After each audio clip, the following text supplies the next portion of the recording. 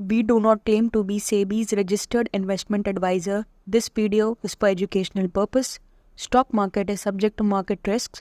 Do research before investing. Hello investors, I welcome you all to APM stock analysis.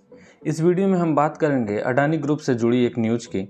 जैसा कि आप screen पर देख सकते हैं, यूएस के प्रोब ने ये पोटेंशियल ब्राइबरी की मतलब कि अडानी ग्रुप से जुड़े हुए एक ब्राइबरी की रिपोर्टिंग दी है और इन पे ऐसा एलिगेशन लग रहा है अडानी ग्रुप पे कि ये इंडल्ज हो सकते हैं किसी ब्राइबरी केस में। अभी आपको पता है 2022 के जनवरी में अडानी ग्रुप पर हिंडनबर्ग के जैसे एक बड़े ग्रुप के द्वारा एक एलिगेशन लगाया गया था, जिसमें से लगभग सारे मामलों में ये लोग बरी भी हो चुके हैं। 2 मामले जो पेंडिंग हैं अभी अप्रैल में लिस्टेड हैं।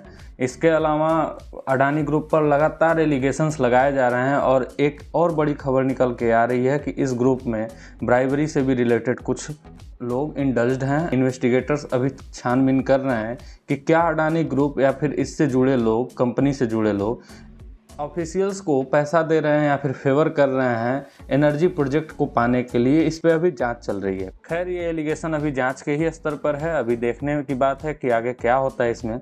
इस न्यूज़ में अगर आगे बढ़ते हैं तो आप देख सकते हैं कि इन्वेस्टिगेटर्स अभी ढूंढ रहे हैं कि क्या ये सच बात है, क्या ऐसा हो सकता है एनर्जी प्रोजेक्ट को पाने के लिए, क्या अडानी ग्रुप इसमें शामिल हो सकता है। जैसा हम जानते हैं अडानी ग्रुप की कंपनियां बहुत ही तेज़ी से एनर्जी सेक्टर में काम कर रही हैं। वहीं पर अडानी ग्रीन की बात करें तो अपने सेक्टर की मार्केट लीडर है और सबसे बड़ी कंपनी है।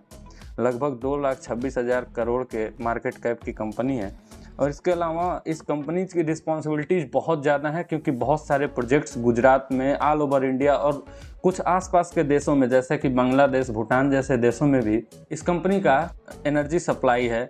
तो इससे आने वाले समय में बहुत ही ज़्यादा सिग्निफिकेंट असर पड़ सकता है अगर कोई नेगेटिव खबर आती है या फिर अगर इन्वेस्टिगेटर्स को कोई ऐसा लिंक मिलता है। खैर, हम तो अभी कुछ नहीं इस बारे में कह सकते हैं, क्योंकि अडानी ग्रुप के भी जो चेयरमैन हैं उन्होंने भी ऐसा ईमेल में अपने क्लेरिफिकेशन में कहा है कि हम लोग बिजनेस ग्रुप हैं और हाईएस्ट स्टैंडर्ड को मेंटेन करते हैं जो कि गवर्नेंस का है और जो सेट किया गया है बाय लॉ, और हम लोग उससे पूरी तरह से कंप्लाई करते हैं। हम बिल्कुल इससे इतर नहीं हैं। तो हम अपने खिलाफ लगे सारे ब्राइबरी और करप्शन के इंचार्जेस को नकारते हैं और हम कंप्लाई करते हैं सारे एंटी करप्शन और एंटी ब्राइबरी लॉज के जो कि इंडिया में सस्टेन करते हैं।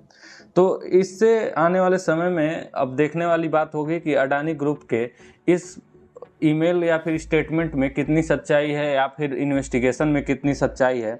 आपको एज ए इन्वेस्टर बहुत ही सावधानी से अपना निवेश करते रहना है। जैसा कि हम जानते हैं अडानी ग्रुप के शेयर्स या फिर अन्य सारे शेयर्स अभी अपने ऑल टाइम लो पर चल रहे हैं। लगभग सारे शेयर बाइंग जोन में चले गए, या तो कुछ शेयर्स में प्रॉफिट बुकिंग बहुत ज़्यादा हुई है या तो मार्केट का असर बहुत ज़्यादा पड़ गया है। इसके वजह से आने वाले समय में आप देखने वाली बात होगी कि क्या अडानी ग्रुप में चेंजेस आते हैं या फिर लोगों का विश्वास अडानी में इसी तरह बना रहता है। जैसा कि हम जानते हैं अडानी ग्रुप की सारी कंपनियां लगभग अपने मार्केट की सारी लीडर्स रही हैं। अडानी ईएनटी की बात करें, अडानी पावर की बात करें, अडानी गैस की बात करें या फिर अडानी ग्रीन की बात करें, ये सारी कंपनियां बहुत ही बड़े मार्केट कैप की और बहुत ही ज़्यादा लोगों को इन्फ्लुएंस करते हुए वर्क करती हैं। तो आने वाले समय में इन सारी चीज़ों से कितना ज़्यादा असर पड़ता है ये देखने वाली बात होगी। आप एज ए इन्वेस्टर सावधानीपूर्वक अपना इन्वेस्टमेंट करते रहें और बिल्कुल मार्केट पर ध्यान बना कर रखें। आप एक एक्टिव इन्वेस्टर बने तो आपको ज़्यादा फायदा हो सकता है।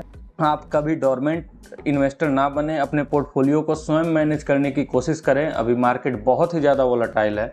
इस न्यूज़ में आगे बढ़ें तो आप देख सकते हैं कि अडानी का जो एम्पायर है वो लास्ट साल मतलब जब भी ये हिंडनबर्ग का मामला आया था जनवरी 2022 में, उस टाइम पर अपने ऑल टाइम हाई पर था और वहाँ से बिल्कुल अचानक से गिर गया। हिंडनबर्ग के मामले के बाद लोगों का विश्वास लगभग अडानी ग्रुप में ख़त्म होते गया। लोगों को लगा कि बिल्कुल अडानी ग्रुप में ऐसा कुछ हुआ है जो कि असंवैधानिक तत्व बोला जा सकता है, जो शॉर्ट सेलिंग का इनके ऊपर लगा था एलिगेशन, जो सेल कंपनियों का बात सामने आया था। लेकिन उसके बाद से जैसे ही सुप्रीम कोर्ट में मामला गया और वहाँ से इनको न्याय मिला, उसके बाद से फिर शेयर्स रुकने का नाम नहीं ले रहे थे। दोबारा से अपने उसी रिबाउंड टच को दोबारा से छूने का तैयारी करने लगे और आज के डेट में दोबारा से अडानी ग्रुप सस्टेन कर चुका है, मार्केट में बहुत ही बैलेंस पोजीशन बना चुका है।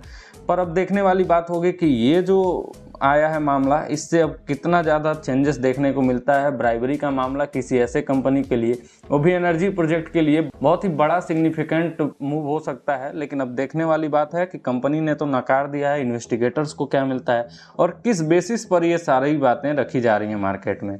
वहीं इसके रिबाउंड की बात करें तो जैसा कि आप जानते हैं, जब ये मामला कोर्ट में गया उससे पहले अडानी ग्रुप के हेड गौतम अडानी जी ने बोला था कि ये सारे जो रिसर्च हैं वो मलिशियस हैं और फॉल्स नैरेटिव के हैं और लोग अपने नैरेटिव को बिल्ड कर रहे हैं। तो अब जिससे पता चलता है कि अब दोबारा से हो सकता है इस कंपनी के ऊपर ये फॉल्स नैरेटिव रन कराया जा रहा है।